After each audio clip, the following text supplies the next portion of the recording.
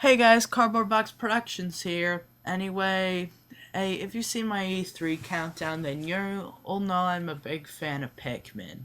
So, I got a comment asking me to do a countdown of Pikmin bosses from worst to best. And seeing how I've already done countdowns like this, I can understand how they came up with this request.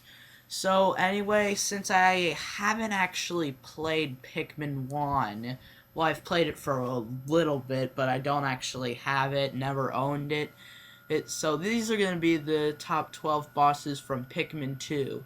These you have to work hard to get to, going to the bottom of a cave. When you get there, they're really a spectacle to behold, even if they're not fun to fight.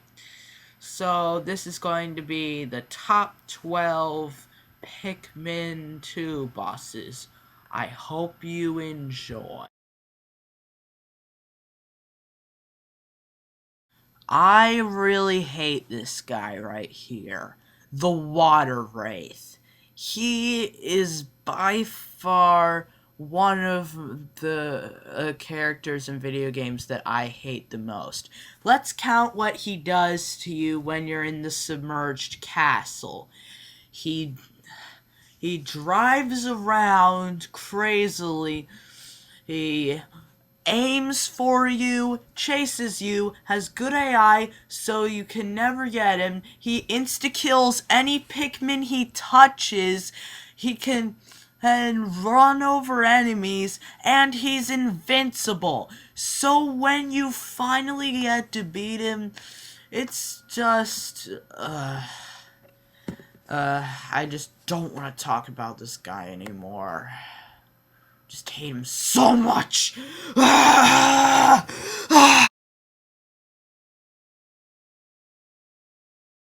Burrowing snagrets. These things are annoying. They can get a ton of Pikmin in their mouth that they kill all at once. They burrow out of the ground, so there's no telling where they'll appear. And furthermore, they are everywhere.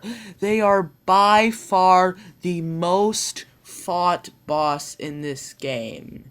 However, their appearance is kind of creative, a combination of a chicken and a snake. Yeah, that's weird. But anyway, yeah, it's better than Water Wraith, I guess.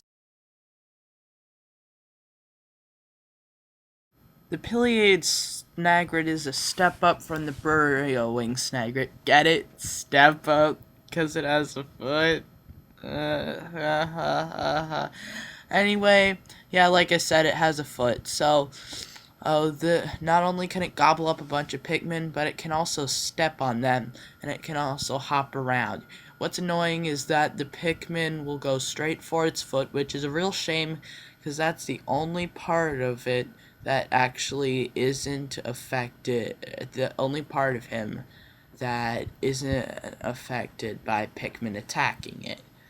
But if you said, if you asked me to tell you if it was better than the burrowing snagger, I'd say yes. I had fun fighting this. At least the first time I fought it anyway. So yeah, burrowing snagger's better.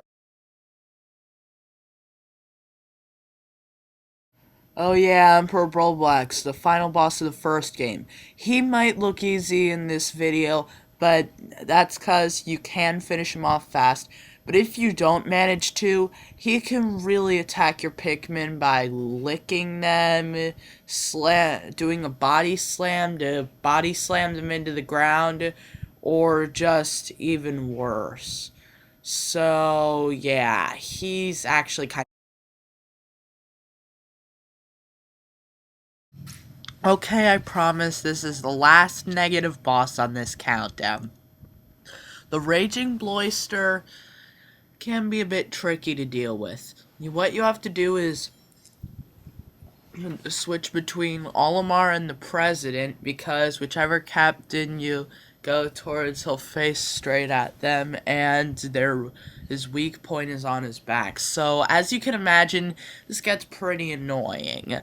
And that's why it's still in the negatives, but at least it's not incredibly frustrating like Emperor Bulblax. But, yeah. So, after this entry, we're in the positives.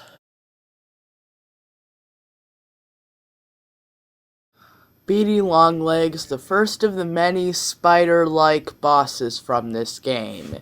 This guy's one of the few guys who actually made an appearance in the first game, like Emperor Bullblacks did and the burrowing snaggrids. This guy, basically, you just want to hit his head with yellows, and that'll pretty much do the job, but you want to avoid his feet stepping on them because that kills them instantly. And just like the pileated snagrit, the pikmin, if left unattended, will go for his feet. So that's never a good thing. But his death animation's kind of a party ball. And if there was a treasure in him, then that's what it would spit out. So yeah. The segmenting crabster is definitely one of the more different bosses in the game. If you notice, one of the treasures you got earlier in the dungeon was a crab claw. He only has one claw. That's probably the reason. So with his one claw, all he can do really is bat Pikmin away from him. But he also has another attack, curls up into his shell and rolls right at you. You want to get him to crash into a wall without running over any Pikmin. And once he crashes into the wall, boulders will fall down, but also, his weak spot will be revealed so you can actually attack him. And this goes on for a little bit more, so yeah, it's a pretty creative fight, I'll give it that.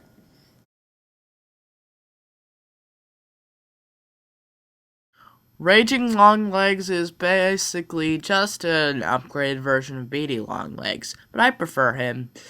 And for the first part, he looks a lot cooler than Beady Longlegs. Now, you could argue he might be easier because there's a bigger target for you to damage him with, but his feet are also bigger, which is the way he kills Pikmin.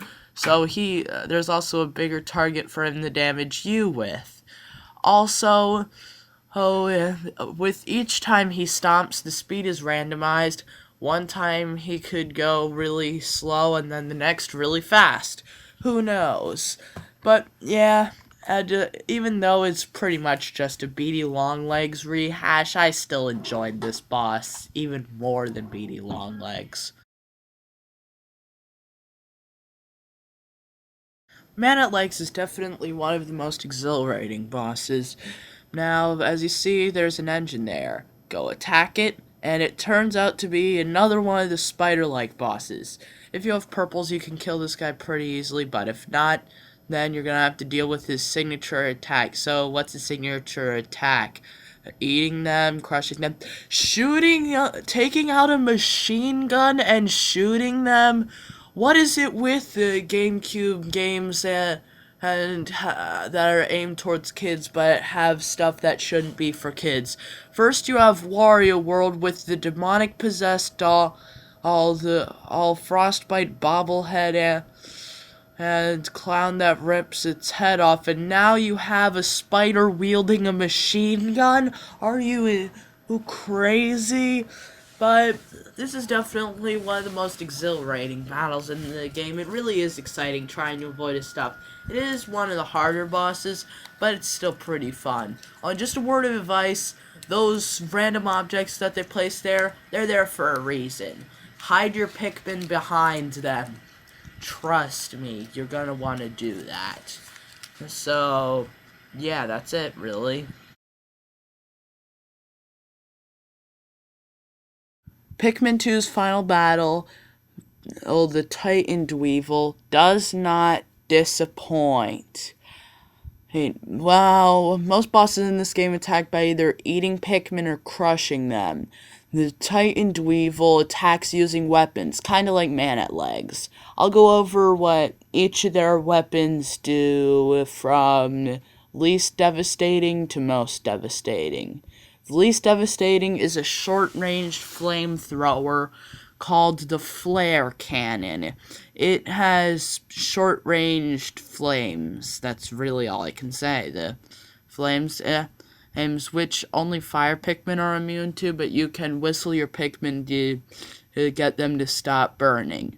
Then the next is the comedy bomb, which makes streams of poison go across all the battlefield, and it can poison your Pikmin, and it'll also knock you out if you hit it. So you can whistle them to get them unpoisoned, but it's hard. Then there's the monster pump, where it's water, which is again not an insta-kill weapon, but it can hit anywhere in the room, not just in the battlefield. And then the most devastating is the shock therapist, because that one uses electricity, which is the only insta-kill element in the game. So now, yeah, but the fight is pretty fun. So yeah, I'm done. Most bosses in Pikmin 2, if you fight them multiple times, normally they don't get harder each time, and if they do, it's just because of the terrain that you're fighting them on. Empress Bullblax is an exception to this. You fight her 3 times, and each time her fighting style changes to make her harder. The first time you fight her, nothing special, you have to wake her up, and then you just throw Pikmin at her head to hurt her, and she can roll around and crush a bunch of Pikmin. In the next fight, it's a bit more complicated, because in the next fight, she spawns Bulborb larvae behind her that you have to send a second captain to go out and kill. They're really weak, but there's no end to when they come out. So yeah, you'll have to switch between captains to destroy the Bulborb larva. And then the last fight, when she hits the wall, all rock traps fall down. This is also probably one of the most disturbing bosses in the game, but if I told you about that, that would be spoiling another countdown that I might make someday, so I'll keep you waiting. Manit legs might be the most exhilarating of the bosses, but the giant bread bug is the most strategic of them.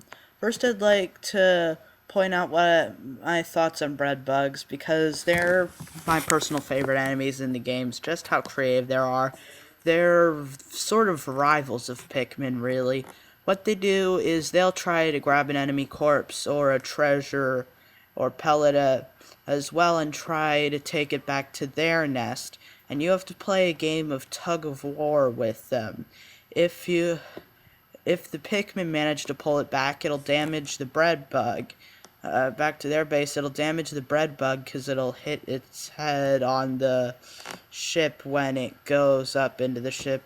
And if the Pikmin lose, then they'll die once the bread bug pulls it into their lair.